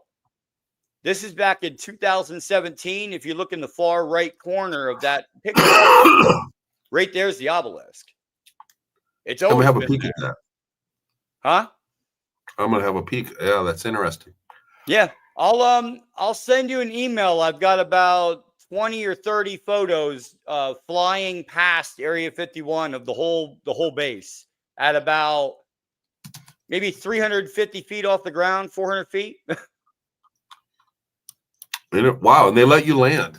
No. They saw us coming in and they saw the plane and they said, wait, wrong ID number, wrong plane, wave off. They waved us off.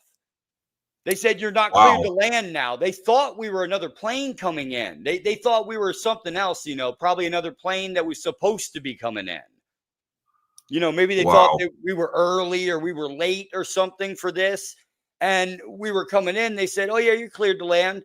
And then the tower sees us coming in and they're like, no, wave off, wrong plane, this direction, this, speed, blah, blah, blah, blah. And they were like, and my buddy goes, get your damn camera out, Jason. Start taking pictures. I was like, okay. But yeah, I'll send them to you, man. I've got like 30 pictures. Like it shows like the back. You see that that road in the back on the left going up the hill there. Well, I've got it to where we go past and there's an opening with like this shell in the front of it to where it goes underneath the mountain. Like there's a bunch of pictures I'll give you, man. Like there's a lot of stuff. Are you familiar with David Adair's testimony? Kind of.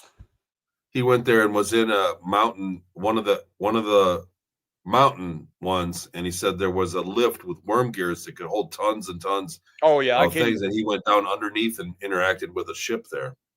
I could definitely all right, let me see here if I can find another good one here. Here it is. Here's another good one. I don't want to show them all on stage or else then I'll not have nothing to show you, but here's the one right there. You can see the black hole right there in the black. It's like a little black dot where that middle of that graded area is right there on the mountain. Like right in the middle, there's a little black dot, and that's the opening. Yep. Oh yeah, dude. I've got photos for days, man. Like I collect this stuff actively. Like I could probably show you stuff you've never seen before. That's awesome. But I love to, I don't care. This is stuff that everyone needs to see. That's why I try to get it out there. That's why I try to have, people like you on that, that are very knowledgeable in the subject to tell their story the way they saw it, not the way, I know the person who was in, the grandmother or the daughter that's still alive for the Conjuring house. I know her personally. And she told me that the movie was a total huge fantasy of huge amount of fantasy considered about what she really went through. It was more alien extraterrestrial based than it was ghost and spiritual, Right. They want to make it scary. Exactly. Everything's doom and gloom. Yep. And that's what we were just talking about, but anytime you want to come on, man, you're more than welcome. Get a hold of me. I'll have you on the next day. You're I'm working on my fourth book. So when that comes out, I'd love to come on and talk about it. That'd be great. Hey, anytime, man. Anytime. Get a hold of me. I'll have you on right away. We'll maybe go through some excerpts of your book or something. Awesome. All right. Thank you, man. Have a great day. Thanks. Take care, everybody. Thanks for having me. Yep. Thank you, man. All right. That was Tony Rodrigues, everyone. We have a great show planned for you. I'm telling you, we have some great stuff planned. I'm actually in the process. We got another guest coming up, but it'll only be a pre-recording. This will be coming out in the next couple days. I have to tweak it a little bit. You know, some guests like the pre-record and some guests like live. You know, I'm fine with that either way. The next guest that will be coming up will be, I'm going to butcher her name, but I'm just going to say her first name, Consuelo. And she will be coming on, and she has a background. Now I'm pre-recording with her later at 5 p.m. She's going to be coming on she has a background in quantum healing hypnosis, rapid transformation therapy, karmic release work, and she helps individuals tap into their past lives, unlocking their soul's potential and connecting with higher dimensional beings. Now, her unique journey began when she had a vivid past life memories at age 15. Now, I'll be pre-recording with her later, and that'll probably be coming out, I'm going to say Sunday or Monday, tomorrow or Monday. I'll push that out right away. And then we will have our first ever exclusive drop on the Family Podcast. We've got Dr. John Brandenburg. That's right. He's going to be dropping. He's a plasma physicist from NASA who's going to contact in the desert. And he's coming back and he's going to break his silence on everything that he saw out there with the Galactic Family, with us, everything he saw, the science, and any kind of evidence that he saw out there, he's going to bring here first. We're going to have the exclusive. All right, let's do it. I'm happy. But other than that, we will be getting into the field work again. We do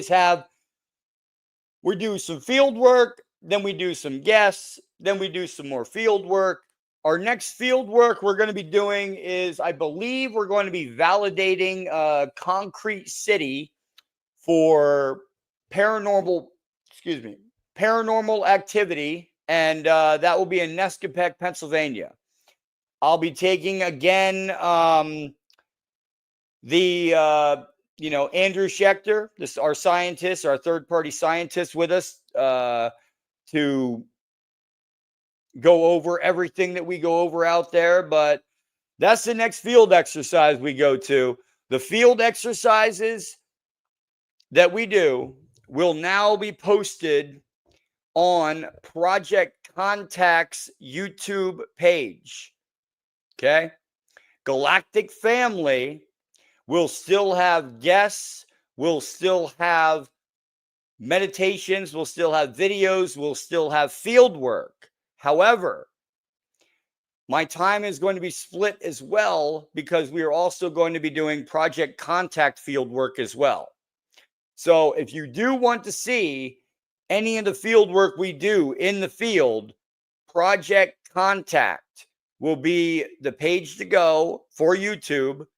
I am the lead field research officer.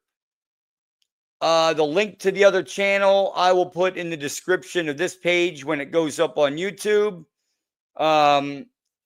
Again, if you go on YouTube and you search Project Contact, okay, let's see here. I can do it right now for you.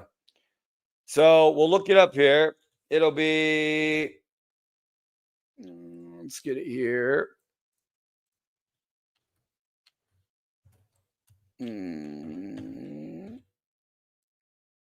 All right. So this right here is so I get it up here. this is the page for Project Contact.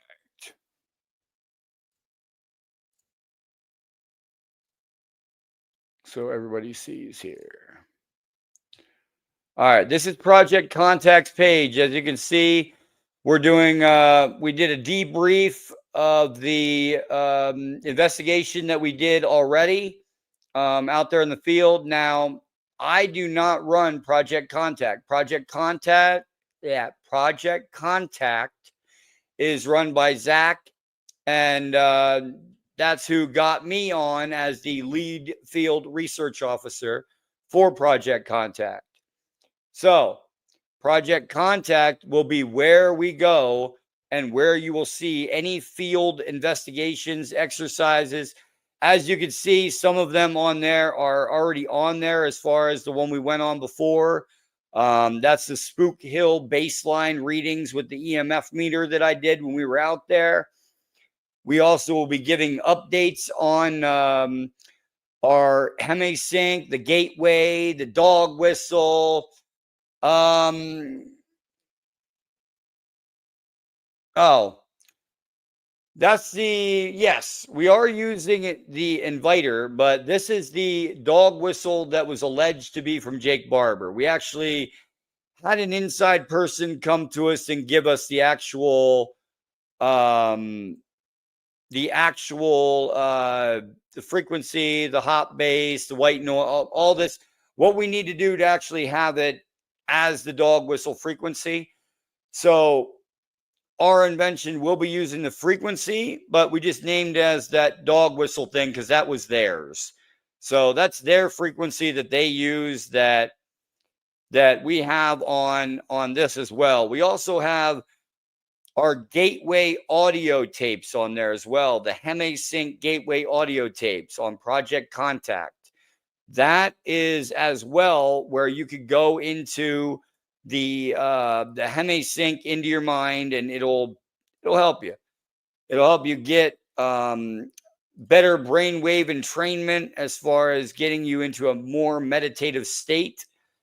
And I believe everybody, will have a great time if they try it at least once.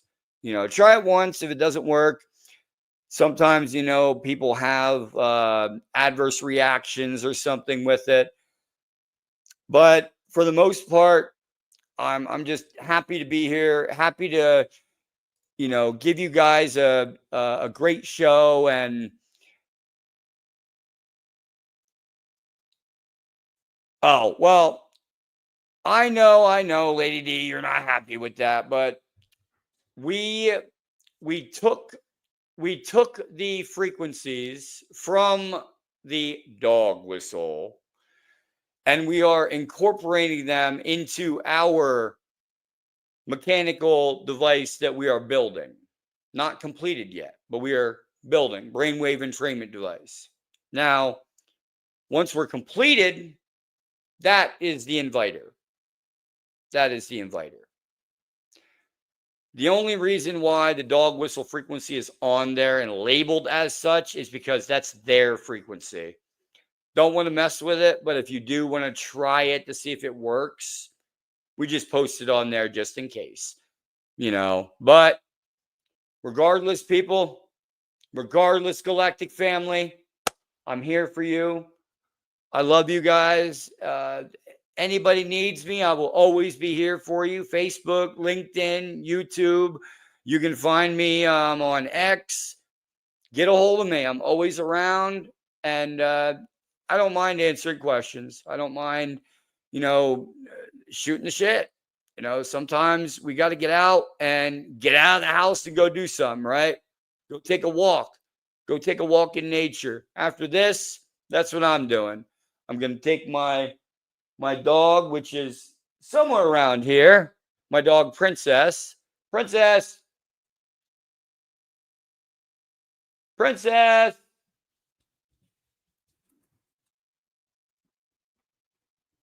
Oh, here she comes. So I'm going to take my dog and I'm going to go on a, come here. They want to see you too. No, you got to look over here. There you go. All right. This is my dog, Princess. Right, Princess? Right, baby? Come on up. There you go. Say hi, I'm Princess. So I'm going to take my dog for a walk, and you guys have a wonderful day and a wonderful evening on the Galactic Family, and I will see you guys later.